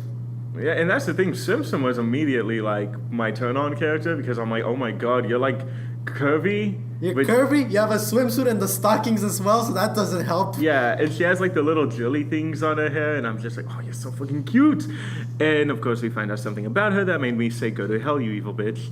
And then after that, it becomes a question of morality because you'll find out she's actually an elementary schooler. Yeah, it's same thing with like. So same thing with like La Pucelle. It's like, are you technically a cross-dresser when you're doing this? Are you a trans community? Are you in the trans community? But we know that what's his name? The guy who was La Pucelle, him and Snow White were legitimately falling in love. Yeah. But sadly, that never happened. Oh, yeah. I totally see like why it was so appealing, because I do like the fact that Calamity Mary looks like a 16-year-old girl, but she's like a 40-year-old woman. 40. Well, she was 40, like mid 40s. Yeah, who was like beating the shit out of a kid because she was like a drunken old hag. Yeah, she was an abusive mother. She Yeah, was drunk and everything. Yeah, to the point where the dad's like, "I'm getting the fuck out of here, you cunt." I'm like, "Oh shit." So yeah, we'll move into spoiler discussions real quick. One thing I really liked is the show doesn't exactly. It's not like Madoka Magica, which I love Madoka Magica, top 5 anime. That I really do like the fact that they gave them a reason to just go crazy and start fighting each other, which was in Madoka Magica, it was just kind of like, this girl just wants the witch candy, so she'll fight you for the witch candy. And it's just like, okay, that's kind of petty, but these are just like, this is a fight to survive. And as the show goes on, you kind of find out that this is actually being orchestrated rather than something that's going out of the moderator's hands. Right. Because the moderator starts giving them weapons. Oh yeah, Cranberry was the original moderator. Yeah. Before the fight that took place. Yeah, and she was the moderator, and Because she was the one that survived the previous exams. yeah, a demon that went haywire. Like they Yeah. weren't even supposed to die; it just went haywire and killed everyone except for her. She was like the only one that survived. And then like even Punks was like, "Huh, we weren't expecting this to happen, but since you survived, you want to be the moderator now?" Yeah. Because like the original one from that magical girl test Died. died. So. And then that's the funny thing as well. How Puck tells him how like there's been like different moderators before. How some of them settle them peacefully, like whoever helps the most people, and some of them actually get pretty violent, where they actually turn them into a battle to the death. And that's why and Puck, and they even kind of say that it's mostly Puck who's doing that, because Puck even kind of says what I'm doing is against the Magical Council. Yeah. And we'll go into spoilers right now and basically tell you guys what's happening with the Magical Council, why there is a Magical Council, and what's the point of this Magical Girl thing. So, you have been listening to Animazing. If you like this, then please comment, share, tell your friends, hey, Animazing's back. You should resubscribe if you unsubscribed when the show went quiet for a few weeks. It's not like we need your views or anything to survive. Yeah. Stop. Yeah. It doesn't help with the fact that I'm wearing a tsundere beanie. I know. I keep forgetting you have that beanie. So it's like, yeah. But full on, it's not like we want your views, baka. Like, yeah, I don't care if you listen to us anyway. Best purchase I've made in AX. I want to find that Segumi shirt. That's a Team Segumi. Some guy was walking around with it last year, and I'm like, secret blood brother. So yes, please like, comment, subscribe. If you guys have already seen the show, then stay tuned while we go into a couple of minutes of spoiler talk. If you have not seen the show, then feel free to leave and then come back if you want to hear our thoughts on what was happening there. We will be back. I'm not entirely sure when, because me and Lewis still have to finish a couple of more things in our next anime. But we will be back with the Monogatari series done by, what was it, Nisi Ion? Yeah. Yeah, the creator, and then done by Studio Shaft, which you know it's going to get all avant-garde and abstract and stuff. So go ahead, check that out early if you want. Just okay. So I'm Danny, And I'm the Squatcha. and we'll see you next time. Okay, so. Turns out this is nothing but a giant contest to see if apparently like alternate dimensions and other planets have magical girls that are all being orchestrated by this one planet. Yeah. And that was something I did not see coming until Puck started talking about the magical council. Yeah, and that was when that was after the fight with Cranberry. When Swim Swim wanted to kill Cranberry because she knew she was one of the strongest ones to survive if she was always all alone. Yeah. Well, no, she wanted to kill her because she thought initially she's weak because like why would she be hiding in the cabin in the middle of the woods if she not participated in the project at all? Yeah. So Swim Swim thought she was weak and everything, and like she even brought the candies as well just in case something bad happened. Yeah, which like we mentioned earlier, they were selling items, and some of them are weapons, candies, power-ups as well, useful items as well. Yeah, but like the thing to it is that for everything you buy, it actually takes a number of your lifespan off. Yeah, so depending how expensive the item is, like you could lose 3 years, 10 years, 7 years, and Swim, not giving a fuck like a G, takes 25 years out of her lifespan to buy an invisible cloak, only to give it to Tama. She gets the invisible cloak, she gets the spear, and she gets the candies as well. Yeah. Along with the bag with unlimited Oh no, that was Calamity Mary. That was Calamity Mary? Yeah, she had the bag. That's how she was holding all the weapons. No, because she can create her weapons out of thin air. She doesn't really necessarily have to hold a bag with it. Oh. No, that was one of the Peaky Angels who had it. Yeah. One of the Peaky Angels got the bag. Okay, because I thought what happened was the Peaky Angels only bought the candy, and she had a and one of the angels is sad because she's like. She was the one who was surviving. She got the bag. Yeah, so.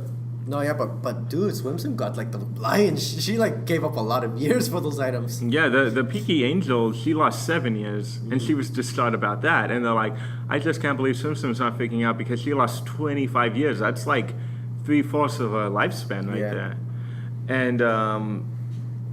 And it just kind of goes to show that. It shows you that whoever Swim is behind the magical girl is someone really disturbed. Yeah. And that's why I like in that fight where Cranberry like momentarily knocks her out of the magical girl form. Oh yeah, because like that was one of her weaknesses. Like since because we never mentioned it, but Swim Swim's ability is that she's able to take on the form of water. Yeah. So she can like basically turn her body into water and like render any attack weak, except for two things: light and sound. Yeah. So during that fight with and that was actually pretty cool how Cranberry was like all chilling and everything. Because Cranberry's ability is that she's able to manipulate sound. Yeah. Not only on the outside, but she can actually amplify sounds as well. Which is why she was able to break Tama's arm even though she was wearing the invisibility cloak. And how she eventually killed one of the Peaky Angels. Yeah, because the last of the Peaky Angels. Yeah, she was walking by a boulder that had a heartbeat. And it's like, that's strange. I didn't think rocks had a heartbeat. She just like punches a hole through her. Yeah. Like, and then she throws the body and you see just like the angel like dead. Like Yeah. she was immediately dead. And when she fights Simpson, which is a pretty damn close fight. Yeah. She sticks her hand into Swim and water, and then that's when she's like, "Oh, you messed up, bitch!" Yeah. And then she amplifies the sound that actually like knocks her out of her magical girl form. Yeah, and that's when we get to easily one of the saddest parts in the show, where Tama rescues her. Like Tama uses her powers, scratches. Yeah, she scratches like up she scratches gives her like a small scratch to Calamity Mary. And I'm like, the fuck is that gonna do to her? Yeah. And then that's when that actually just blows half of her body out. It's like holy shit! I didn't know you could use her ability like that. Yeah, I'm all like, how come you weren't using that the whole time? But it was because she was a sweet little baby. Yeah. And that's when we get backstory that Tama is a useless, like sad to say it, but she was useless. Yeah. Like she'd had terrible grades in school, she couldn't reach certain kanji, she was unathletic, there was nothing redeeming about her. Yeah. But she was so sweet, she was kind. But it was really sad because her parents did not like her when she was a child, and when they had a kid, the kid was a prodigy. Like her brother was a prodigy. Almost to the point where when they're like, hey, isn't that your sister? And he's like, I don't know who that lady is. I'm like, dude, that's true. And when she became a magical girl, she finally felt like her life had purpose. And we always noticed that she had this huge admiration and love for Ruler, and we never really knew why. And then you find out that when Ruler adopted her into the magical, her magical girl company. Yeah, she actually went through a lot of trouble to like teach her all the things and everything, translating all the kanji and stuff like that, and even helping her with her grammar as well. Yeah, she's like, she's like, here, read this pamphlet. And she's like, I don't think I can. And he's like, are you saying no to me? And it's like, no, I can't read the kanji. And then, like, the next day she comes back and he's like, here, and let me know if there's anything you still don't understand. I know. And I'm like, oh, that's adorable. You big old tsundere. You love these girls. And of course, she picks up, like, Swim, who we find out is a fucking grade schooler. Yeah. She's, like, technically in the 3rd grade. And first of all, that makes everything dark because we know that little girl is really a little girl and not like a personification of the dream. Yeah. And this girl killed God knows how many people up until this point. She orchestrated the deaths of the majority of the magical girls in here. And all because of Nemrine's visit to her dream, man. And her warped thinking of the kind of ruler that Ruler was. Oh, that's true. Because Ruler wasn't a sociopathic bitch. She just cared about the girls. And she was just like, Ruler would have killed her too. I'm like, no, she wouldn't have. Yeah, because like every time whenever she did something, she's like, what would Ruler do? What would Ruler do? Yeah, and of course, one of Ruler's major rule is don't let anyone find out your real identity. Oh, and that's what led to the saddest death of all. Because when Thomas saved Swim from Cranberry before she could kill her, that's when Swim regained consciousness. She turned back into her form. And she's like, I'm so surprised you're just a grade school. It's like, I'm sorry. It's like, thank you for saving me, but that's why I made your death quickly. I can't let you know my identity. Oh, no. And she dies, and I'm like, Tama, no. And yeah, that's when we're left with 3, right? It was Swim. Once she died, it was Swim, Ripple, Snow White. Yeah, pretty much it. Yeah, because Ripple had already killed Hardcore Alice at that point. Yeah, in Speedster, she got killed by Swim. Yeah, she died in the Calamity Mary fight because she was actually gonna hug Ripple for staying with him, and that's when she actually collapses on top of Ripple. You see that what happened was they were gonna shake hands because Ripple had refused to touch her up until that point, and they're like, "You're my best friend now, so here, let's shake." And then suddenly, like, Speedster falls on her and starts hugging her, and I'm like, oh, that's adorable. And then you just see Swim behind her, and Speedster is bleeding, and I'm just like, Ripple! No, I'm like, Swim, you bastard! And that's when you find out that she was pregnant. Yeah, and it makes so much sense because when she's chasing after her husband, because it never pans out to her full body. It's just like basically the top portion of herself. Yeah, and then you can also see like there's the subtle hints as well, where it's like you shouldn't overwork yourself, especially now, or you shouldn't have chased me right now, especially with your condition and everything. Yeah, and you're like, maybe she's sick, maybe she's low on immunity. We don't know. And then of course you find out she's pregnant, and you just see this girl's lifeless dead body holding the child that will never get born, and I'm like, oh god. That was one of the more fucked up deaths. Not gonna lie though. I'm like, remember when people thought anime was for kids? And now there's anime out there that not even Toonami will get because it's so fucked up. Like, I think someone asked Toonami, will they ever pick up Madoka? And Toonami said, due to the dark nature, we don't want children watching this thinking that it's a kid's show. And I'm like, holy fuck, then we're never gonna see Magical Girl Racing Project then. Or School Live at this rate. School Live, yeah. And yeah, like School Live would probably be one of those shows that Cartoon Network Toonami would pick up, like the midday anime, but they can't because there's zombies and violence in it. And like the dark tones of trying to keep someone with PTSD from going crazy. Yeah, that's true. And it really is hard to watch this anime in some parts. Like, it's funny though, because when I was watching that show, I was like, since I'm a psychology major, I was seeing this whole thing and I was like already diagnosing her. I was like, the fuck, what are these visions? I was like, she's schizophrenic, she's got post-traumatic, she's got PTSD already, this bitch is crazy. Oh, maybe I gotta watch. Maybe we should turn that into a thing. Since you are a psychology major, because we could talk about I mean, we talked about School Live, but we can talk about different aspects of School Live. We could talk about Kay's condition in Arjun, because he does have, like, mental issues, too. Oh, he does, man. He's like, dude, that guy's, what's it called? It's like disassociate something. Not dissociative identity disorder. It's more something like where he's too focused on his it's like it's a type of OCD, and Yeah. that's death calling me. I'll be right back. Okay.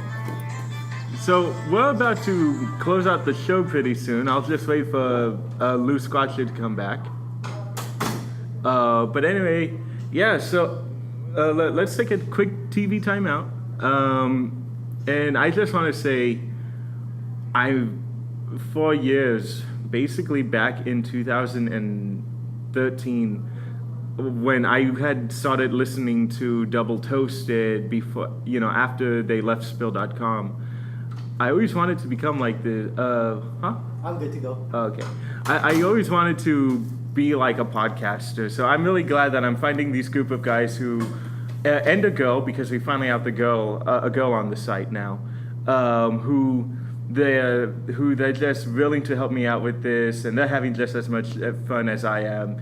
And I really hope that the people listening to this will definitely pick up and, pick this up, spread it to their friends. And, even if you don't, I just hope you guys keep listening to us. As long as there's someone listening, we'll keep making content. Yep.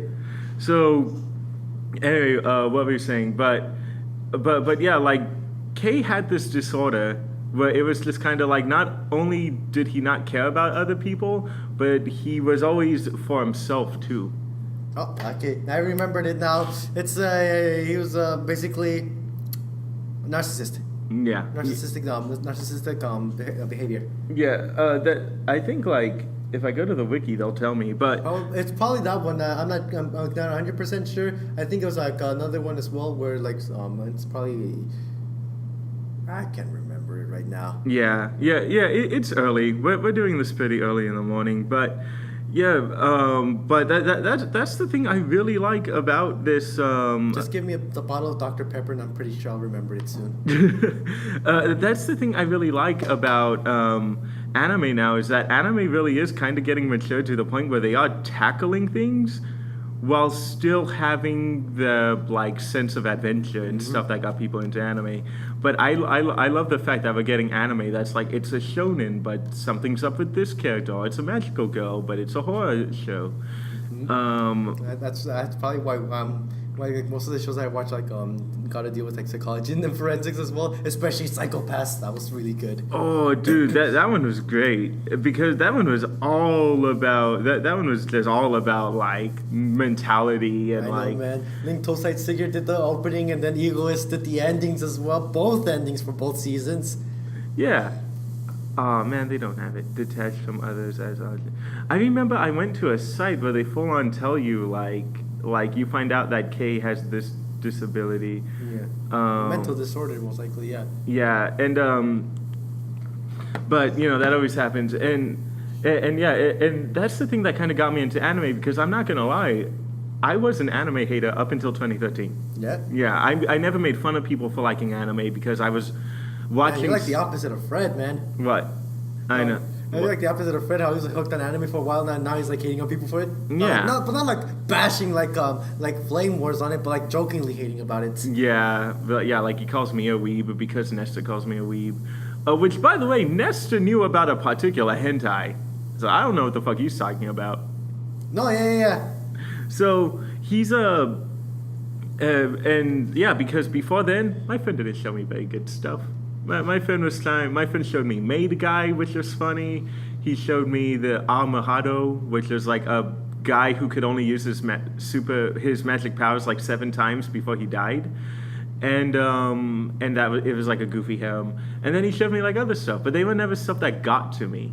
And this was the stuff where we had Cowboy Bebop coming out. I know. Around the time he was trying to get me into anime, we had Death Note, and I loved stuff like Death Note. I loved detective stuff. Dude, that was actually a thing. That was actually a huge, one of the huge shows in back in elementary school.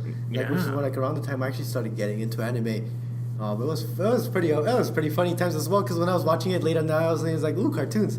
Yeah, I didn't and you're actually think back in those times. I didn't know anything existed outside of America. Yeah, I had no idea that like some of my favorite cartoons are anime. Like know. Bobo Bobo Bobo Bo. Yeah. Oh, dude, if you know that, we have to talk about that eventually. Dude, me and my sister would watch that every time in the morning when they would air it. Oh man, dude, I fucking loved that show. That show was so great. It's definitely one of those parodies that a lot of people don't give enough credit to. I know, man. It's like one of those things you either grew up watching it and you like it's like one of those childhood classics, or you just find too weird and to get into right now. Yeah, I have a friend I have a friend that one of these girls that we were hanging out with one time with him. She loved Space Dandy, but she did not like Bobobo. And I'm all like, Space Dandy is just as weird as Bobobo. Like, what is Dandy a slave to? I don't know. The booty. The booty. Oh yeah, boobies too. Yeah. Where they literally get attacked by a booby monster. Oh yeah. That made me stop watching the show. I mean, I picked it up again, but I'm like, oh fuck this show. But so.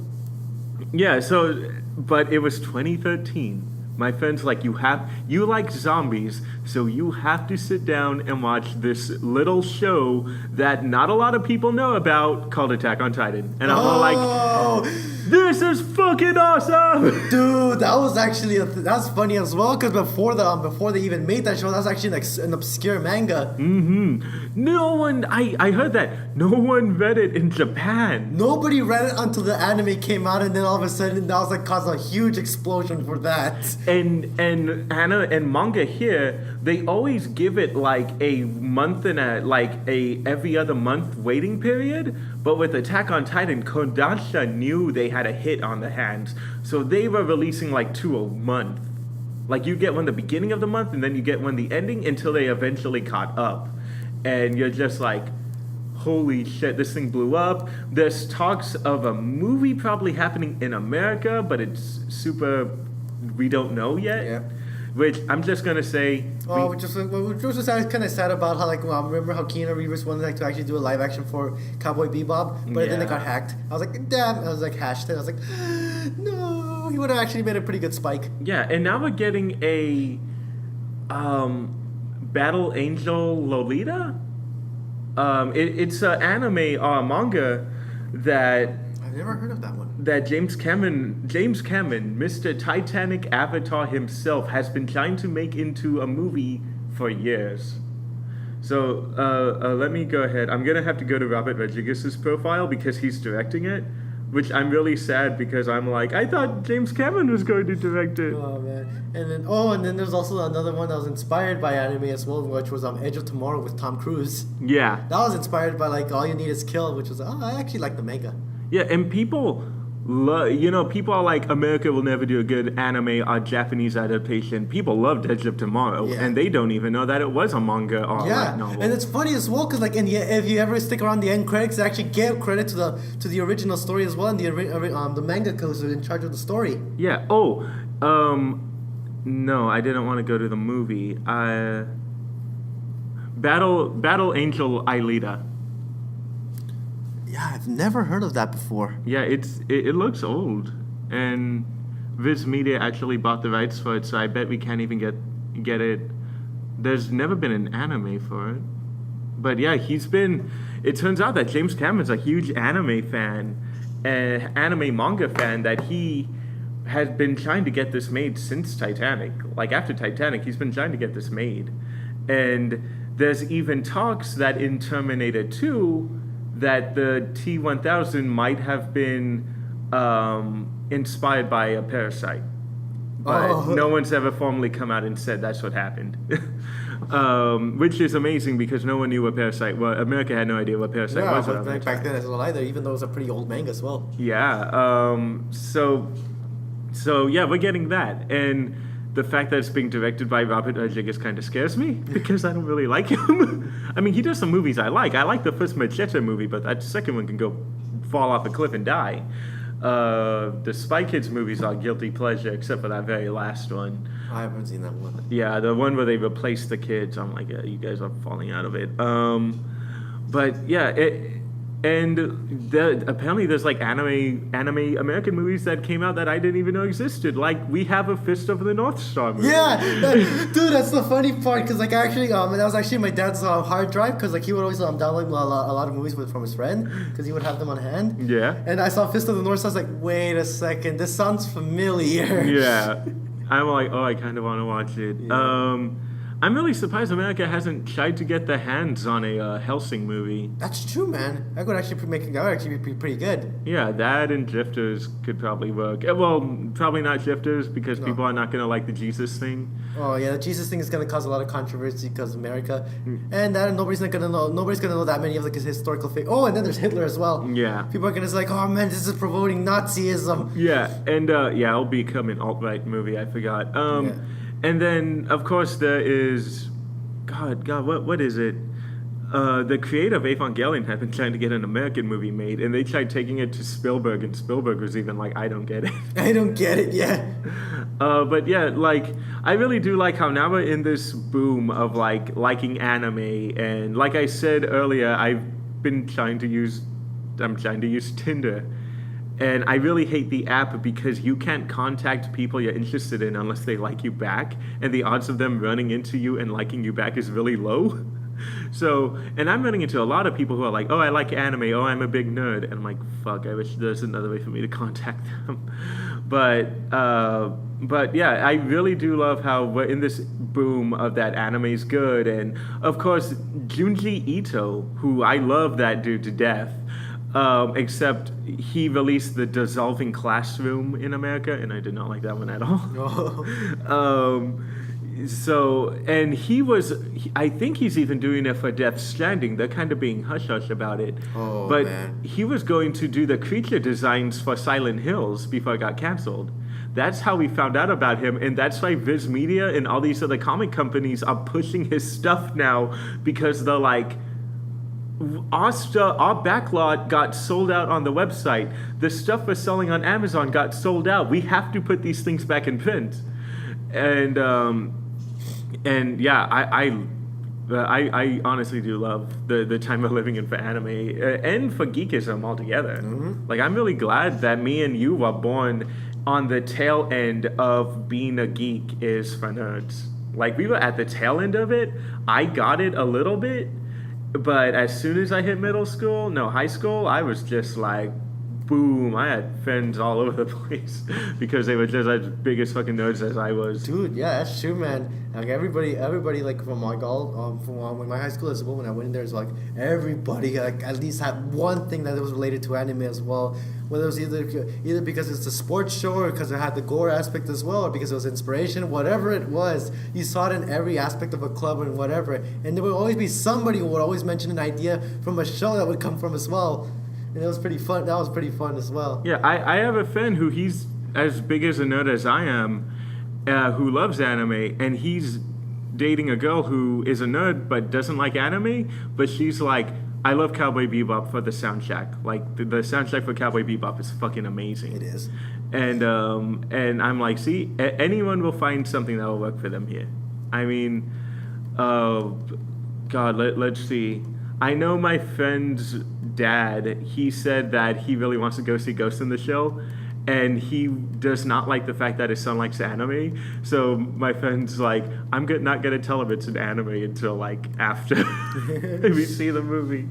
Some of my coworkers that in the previous job I used to work in the shipping factory, dude, like, I did not know he watched anime until he actually started handing on one to like I was checking my dad's hard drive because he would always like find movies for him to go to, and he would like always transfer them from the disc to a USB drive so we could watch. So that way we don't have, because we really have too many DVDs in my house, so we have to like really cut back on that. Yeah. So yeah, and I would see on the hard drive, like the fuck, it's like these are some animes I watch as well. It's like I don't know who else could be downloading them. When I talked to him, I was like, oh yeah, man, I actually like this shit. And also let's not forget the masterful Studio Ghibli, who people are like, I don't like anime. Do you like Spirited Away? Yes, that's anime. Yeah. What? Yeah, I know, man. Dude, oh, that was funny though. I was like yesterday during work, there's this girl who's wearing the No Face shirt from Spirited Away, and I was just like, hey, it's like nice Spirited Away shirt. And he's like, you know it too. I was like, what the fuck? People are forgetting those films. Like I grew up watching those. That's right. That's right. What I want you and me to do is we talked about this in the Your Name review, where we want to sit down Ben and make him watch all of the Miyazaki films at least, and then have him like give his review on it and what he thought of it, because he has not seen any of them, nor is he making the attempt to watch them. And I'm like, dude, you are missing out on some good shit right now. So okay, I think we did a good an hour and something show. I think that's it for today. Anyway, I want to thank you again for helping me bring the show back from the dead. No problem. I'm here for the fan service. Yeah. God damn it, we don't have any fan service. Let's see. Here, it's gonna be like that invisible girl from Boku no Hero Academia. Just imagine me streaming myself clothes right now. And you can imagine me with any type of body you want. Yeah. Lewis is the character specifically made for fan service, and then I am the character. And for you Fire Emblem fans, just envision me as Niles. Yes. And then envision me as the main character in Axel World, except I'm not fat. Silver Crow. Yeah, I gotta watch that show, man. I really want to watch it. I love that show, man. When I watched the first episode, and I just binged it the entire day. Oh man, okay, I'm gonna do that. That show was amazing. All right, so even though people give it shit just because the protagonist was fat. Yeah, and he gets apparently a really hot girl. He does. And then when I saw, I was like, "Good for you, man! Representing right there." Yeah, that's the thing people forget. I'm like, dude, I some of my friends are fat, and some of their girlfriends are unbelievably hot. But you know how they get to them? Confidence and being funny. Yep. Humor helps a lot, man. Yeah. That and Cabot throwing somebody to the wall.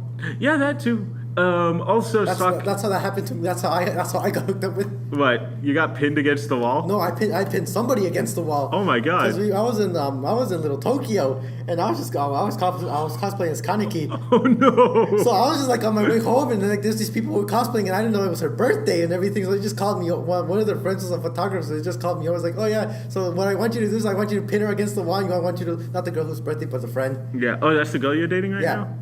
It was funny, and I was like, okay. Remember, people, if you want a girl to like you, pin them against the wall. Also, Stockholm Syndrome works too. Like the Very Odd Parents, that romantic email. If you ever want to see your parents again. Oh, I remember those days. All right. Well, we'll be back next time. Really hope we'll be able to do this either weekly or every other week. We don't know. I have Fridays off, so I can do this every Friday. Okay, good. So I think I can do that too. Just not next week. Okay. Yeah, no, it's cool because that'll give me and you time to finish Monogatari. Yeah. So, yeah, there won't be a show next week, but we will be coming back from the dead. And we'll be coming back with more stuff. We'll try getting people on the show to guest review with us. We did that for Afro Samurai, and I thought it worked pretty well, but like the guy we got was a little too quiet. It was the background noise. Yeah, my goal is to get that girl that I was in that YouTube video with by accident. Oh, Rui. Yeah, Rui. Oh, okay, that's the name. Yeah, Rui. Yeah. She's actually a little busy right now because university's about to start. University's about to start and everything. Yeah.